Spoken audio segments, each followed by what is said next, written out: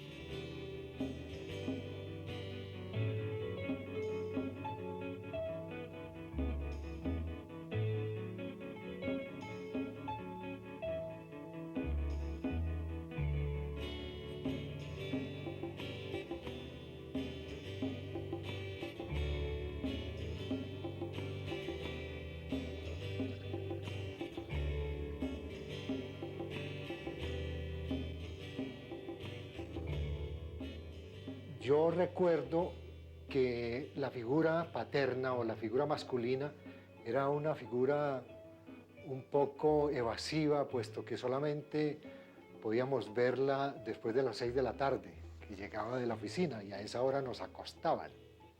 Entonces era un encuentro casual, pues, ¿no? Y corto. Pero en cambio sí vivíamos rodeados de mujeres. Eran las tías, la madre, las empleadas, ¿no?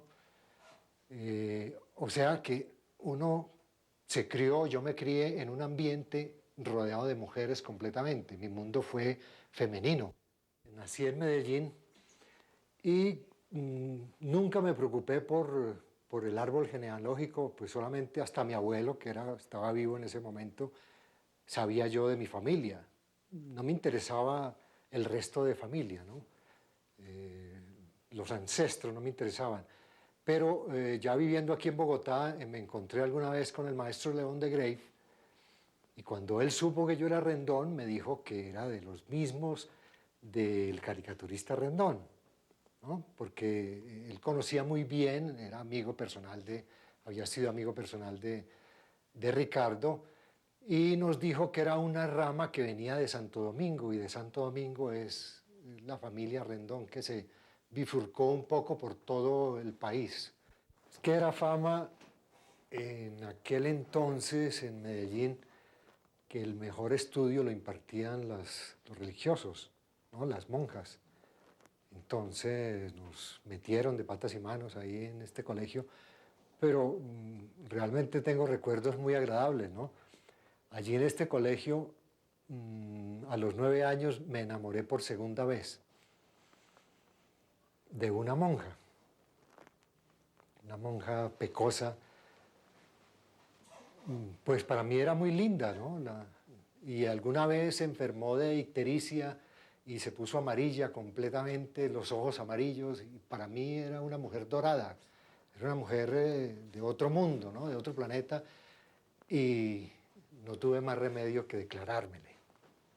Bueno, ella se rió porque al fin y al cabo yo era un niño y lo tomó como las locuras de los niños, ¿no? Y no le dio mucha importancia. Ella fomentó en mí, por ejemplo, la disciplina del dibujo, porque en su clase de religión, ella dictaba la clase de religión, que era a las 2 de la tarde después de almuerzo. Yo empezaba a dormirme en clase, o si no me distraía dibujando. Entonces ella resolvió que para que yo estuviera atento a sus clases, ponerme a dibujar en el tablero, ilustrándole lo que ella hablaba sobre los evangelios. Ella nos explicaba el evangelio, esa era la clase de religión, o sea, el Nuevo Testamento. Y yo hacía la ilustración pertinente. Y aquello me fascinó, pues era pintar en la pared, era dibujar sobre un tablero en la pared. Y yo hoy en día tengo también esa misma manía. Yo nunca he utilizado un caballete para nada. Yo siempre pongo la tela sobre la pared y pinto sobre la pared, ¿no?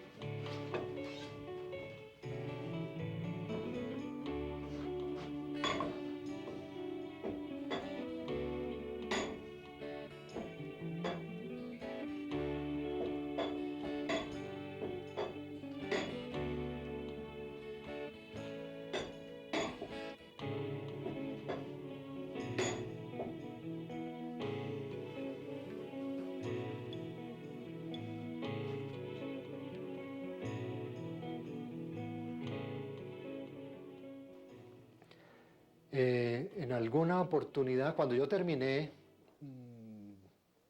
bachillerato y demás, yo de todas maneras seguía yendo a visitar con una cierta frecuencia a esta monja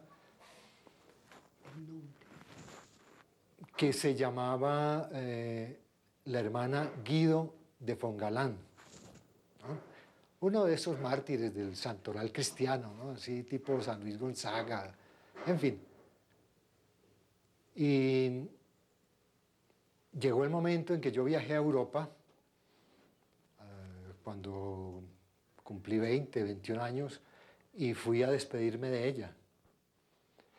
Entonces ella me regaló un librito de sus oraciones preferidas llamado La Imitación de Cristo, de Kempis. Era un librito muy lindo, empastado en cuero. Ella trató de borrar su nombre, pero como estaba escrito en tinta, se alcanza a ver todavía su nombre. Yo todavía conservo ese librito.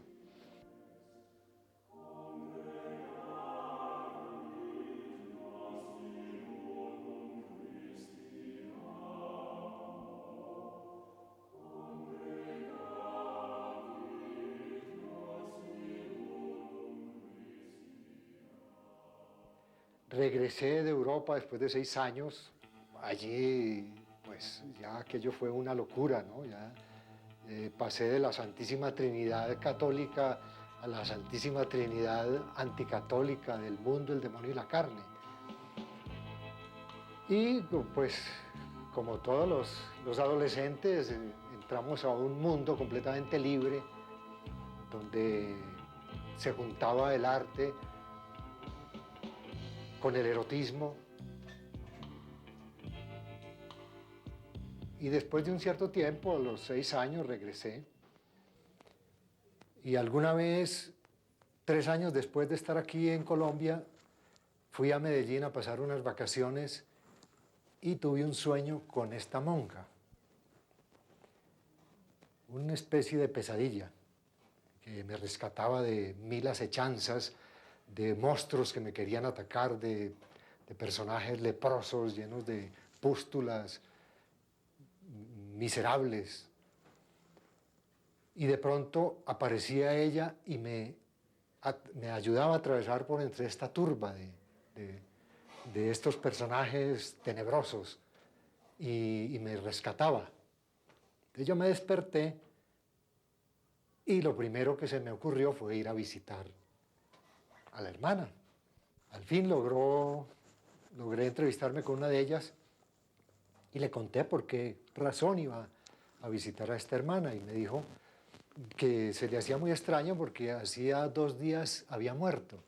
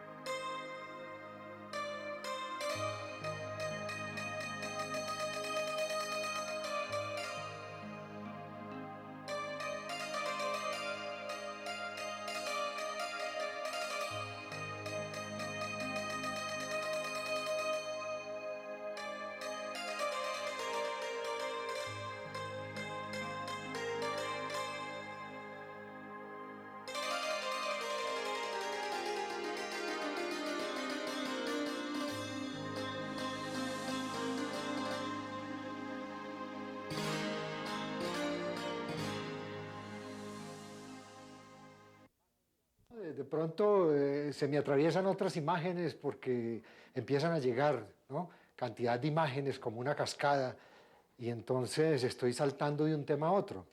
Entonces circunscribámonos al tema este. Bueno, entonces entré a estudiar con este maestro, Rafael Sáenz, que nos dio las primeras nociones de la pintura, digamos, de lo que fue la pintura, pero empezamos al revés, empezamos estudiando todo lo que se refería al impresionismo. Van Gogh, Gauguin, Seurat, en fin,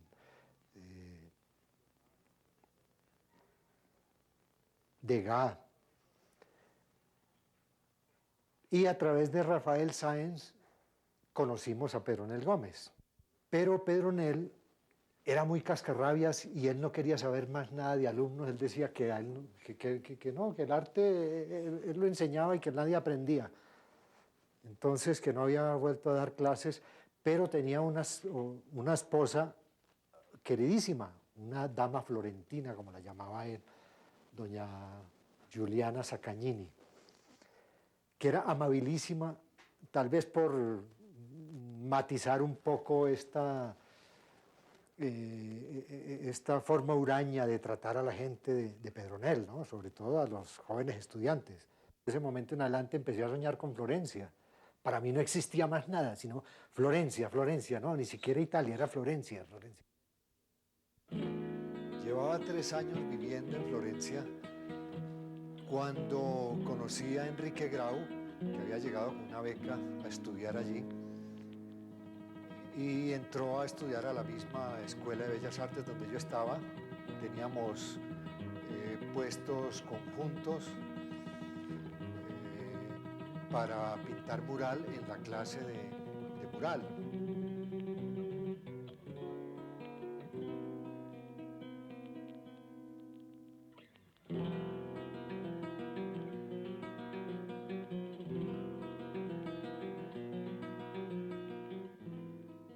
La primera experiencia que tuve yo con la cuestión de la enseñanza fue a través de mis tíos, más bien tíos de mi padre, ¿no? Toda la familia de mi padre, que fue maestro de enseñanza primaria y secundaria, gente muy estudiosa, gente muy preparada, pero que vivían en una precariedad que a mí me aterraba.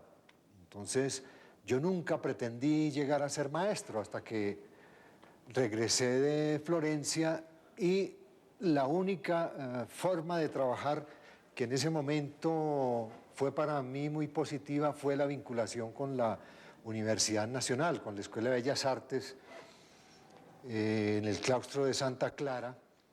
A este respecto, tengo una anécdota muy curiosa que me sucedió alguna vez en el zoológico de Roma. Una tarde que andaba paseando por el zoológico, estaba visitando la jaula de las aves,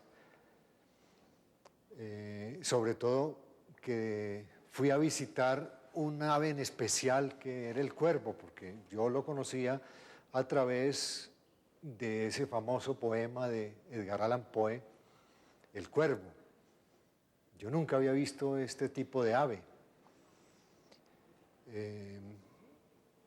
Cuando estaba, esto es para mostrar un poco la predestinación, que si uno está pendiente de ciertas señales que suceden alrededor de uno, cuando uno no ha perdido del todo esa sensibilidad primaria, digamos, del instinto, se puede captar. Yo en este momento inclusive no le di mucha importancia. Como digo, iba paseando por fuera de esta inmensa jaula y de pronto alguien me dijo, sentí una voz que me decía, profesor. Era una voz de pájaro, indudablemente, ¿no? Me recordó al loro. Entonces yo miré para atrás porque pensé que era que alguien me estaba mamando gallo. Yo decía, pero ¿quién puede ser? Alguno de los celadores. No había nadie. Y distinguía al cuervo que me miraba fijamente. Entonces yo fui donde el cuervo y le pregunté que si había sido él. Y el cuervo no se mosqueó, siguió mirando al frente, tranquilo. Entonces yo le di la espalda y seguí caminando y me volvieron a decir, profesor. Bueno, entonces yo inmediatamente giré y me di cuenta que había sido el cuervo, no había nadie más. Llegué a Bogotá en 1966, exactamente el 4 de enero.